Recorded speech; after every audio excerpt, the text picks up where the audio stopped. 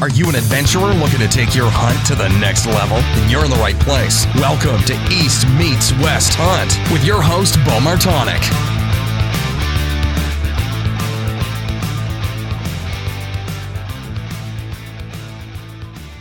All right, welcome back to another episode of the East Meets West Hunt podcast, part of the daily podcast from the elk hunt in Colorado. This will be a recap of days both 5 and 6 in this one, mostly because on day 5 we didn't do any hunting. Got completely rained out in the morning and we're kind of socked in the tents until a little afternoon, and at that point, we decided to go back into town and regroup and kind of come up with a plan to relocate from not being able to find any elk in the areas that we'd found them in the past. So I'm here again tonight with my dad, and we're sitting at a new base camp on a different part of the unit, and it was basically a good 3-hour drive away. Yeah, we did some e-scouting last night and came up with what we thought would be a better opportunity based on the conditions of what we had seen the first 4 days of the elk hunt. And it ended up being a little bit more of a hike than I think we anticipated to get back to where we wanted to get to. And pretty much by the time we drove in and got camp set up, it was probably close to 12:30 before we started hiking up. Yeah, it was a little bit before that, but somewhere around there. But then end up being probably a 3-hour hike, 4-hour hike. Before we got up to where we wanted to be? Yeah, it was about 4 hours. It was just under or about 6 miles. And just 2,500 feet elevation gain, somewhere around there.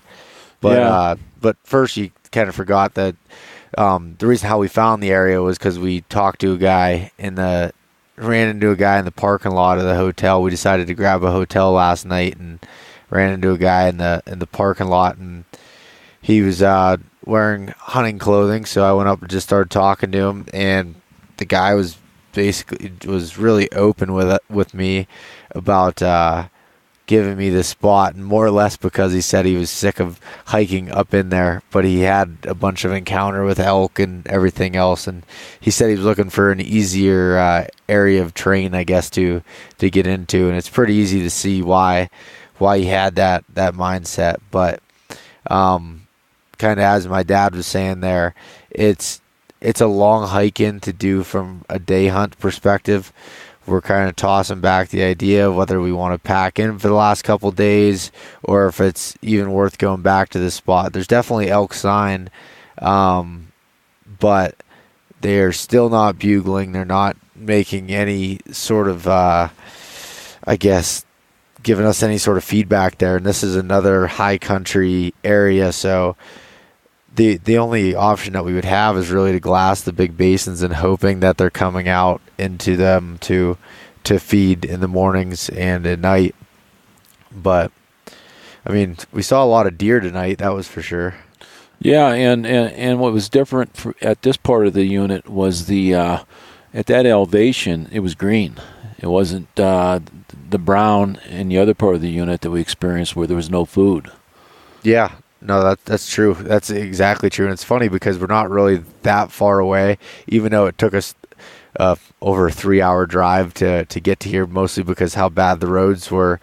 But yeah, it's basically the same mountain range, and the high country here at 12,000 feet is green, where all the way down to 8,500 feet in that other location was brown and burnt from not getting much rain.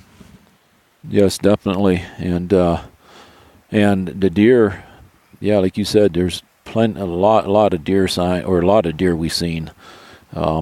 Probably, I'd say, dozen, maybe even close to 2 dozen. Yeah, I bet we saw over 20 of them.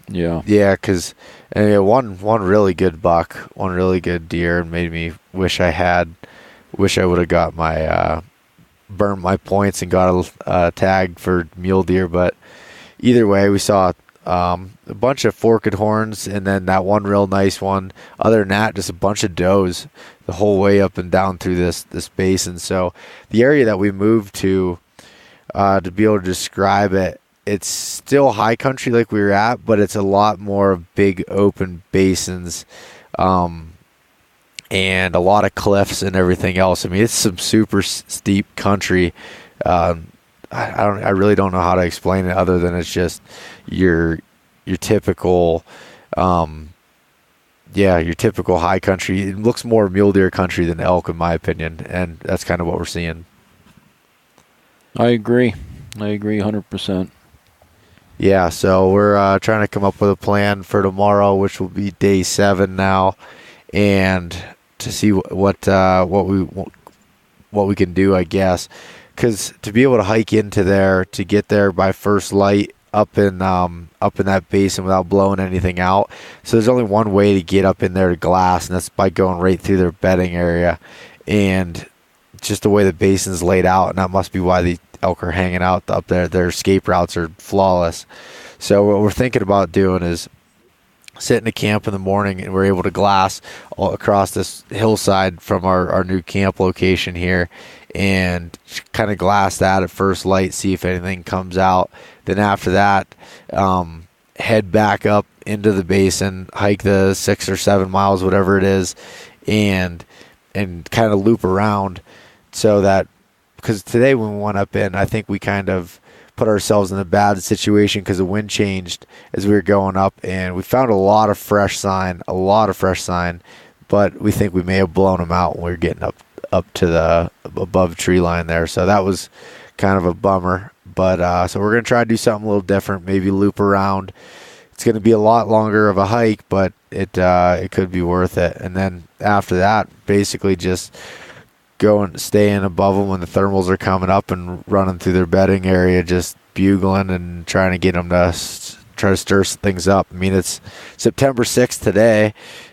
Anytime it should be getting time for them to start sounding off a little bit and getting aggressive, you'd think. Yeah, I would think it would start turning on here pretty soon. So, yeah, so that's it for day 5 and 6 recap here, and we'll get back to you tomorrow night on how day 7 plays out. Thanks so much for listening to this episode of East Meets West Hunt with your host, Beau Martonik. For more great content and to stay up to date, visit eastmeetswesthunt.com, Facebook at East Meets West Outdoors, and Instagram at East Meets West Hunt. If you enjoyed today's episode, please review and subscribe, and we'll catch you next time.